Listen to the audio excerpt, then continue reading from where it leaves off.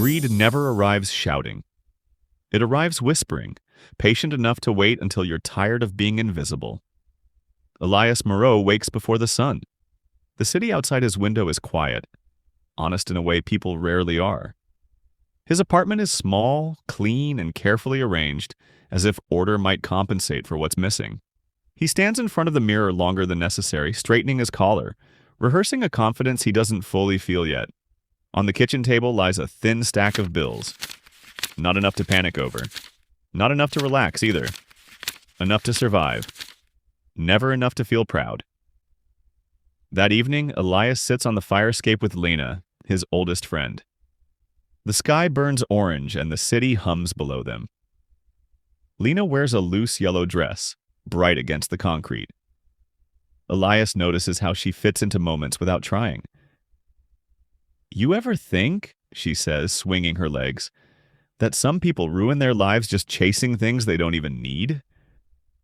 Elias smiles, but his eyes drift toward the skyline. Towers of glass reflect the sunset like promises. "I don't want to be small forever," he replies. "I just want a better life." Lena turns to him.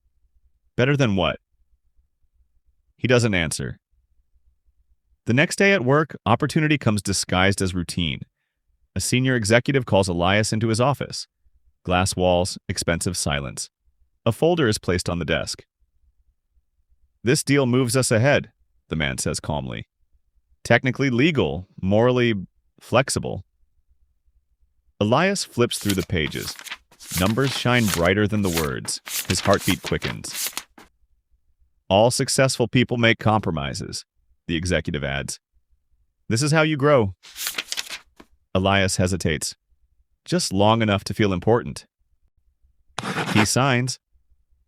That night, his mother cooks dinner like she always does. Slowly, lovingly.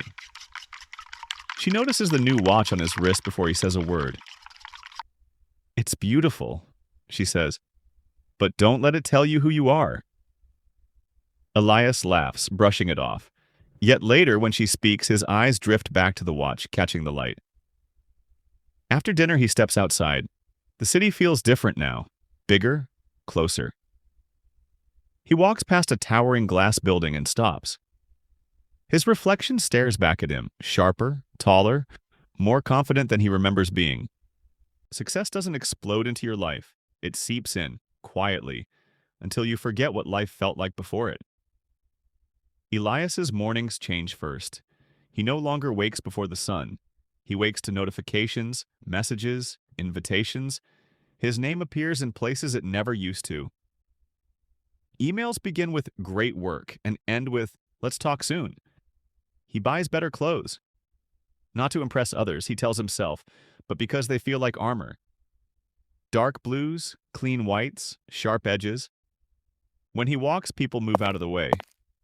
At work, chairs are offered before he asks. Meetings wait for him. His opinions carry weight now, and the sound of his own voice begins to comfort him. Lena notices the shift before Elias does. She waits for him at their cafe, the same corner table, the same chipped cup. 10 minutes pass, then 20. Finally, a message appears on her phone. Running late. Rain check? She stares at the screen for a long moment before standing up and leaving the coffee untouched. That night, Elias attends a rooftop party. Music hums, glasses clink. The city sparkles below like a reward. Strangers laugh easily, speaking of profits and projections like they're sharing childhood memories. A man beside him raises a glass. "To ambition," he says. Elias raises his own without hesitation. Later, alone in the elevator, the silence feels heavy. The mirror shows him a man dressed for success, but his eyes look distant, almost startled. At home, his mother notices he no longer sits down to talk. He walks while speaking, paces while listening. "You're always moving," she says gently. "Where are you going?"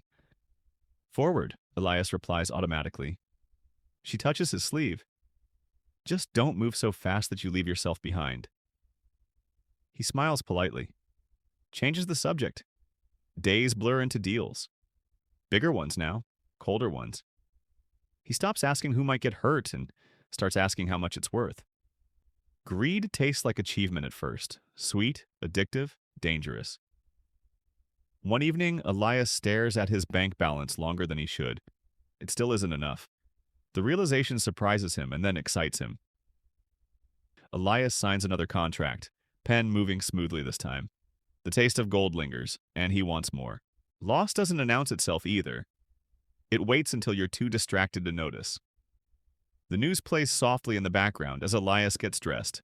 A factory closure, layoffs, faces blurred, names unimportant. He knows the numbers behind the story. He approved them. He changes the channel. The city feels colder now, though the weather hasn't changed. Elias walks faster, talks shorter, sleeps less. Lena finally confronts him on a rainy evening, the streetlights flickering above them. "You don't listen anymore," she says. Elias sighs. "I don't have time for this." "That's exactly the problem," she replies. "You used to have time for everything that mattered." Rain soaks into his coat, but he barely notices. "I'm building something," he insists. "You wouldn't understand." Lena looks at him with quiet sadness. "I understand perfectly. You're trading people for power." Silence stretches between them. "I miss who you were," she adds softly. He has no answer. At the hospital, Elias sits beside his mother's bed, phone vibrating endlessly in his pocket. She sleeps, her breathing shallow. He should stay longer. He doesn't. Greed never demands your time. It borrows it, and never gives it back. Weeks pass. The penthouse grows quieter. Messages from Lena stop entirely.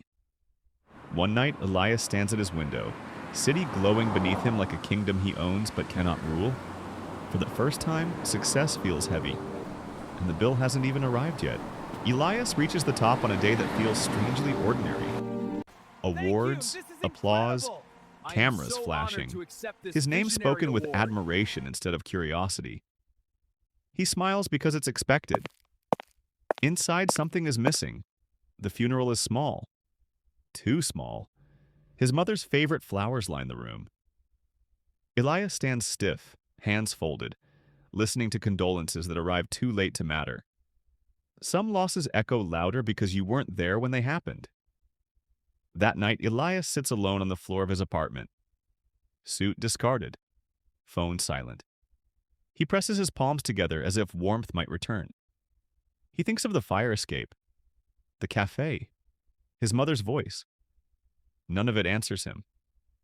He stares into the mirror and barely recognizes the man staring back. "When did I become this?" he whispers. The city outside continues glowing, unaware, uncaring. Greed didn't steal his success. It stole his peace. Elias closes his eyes. For the first time, ambition feels empty. Morning arrives quietly.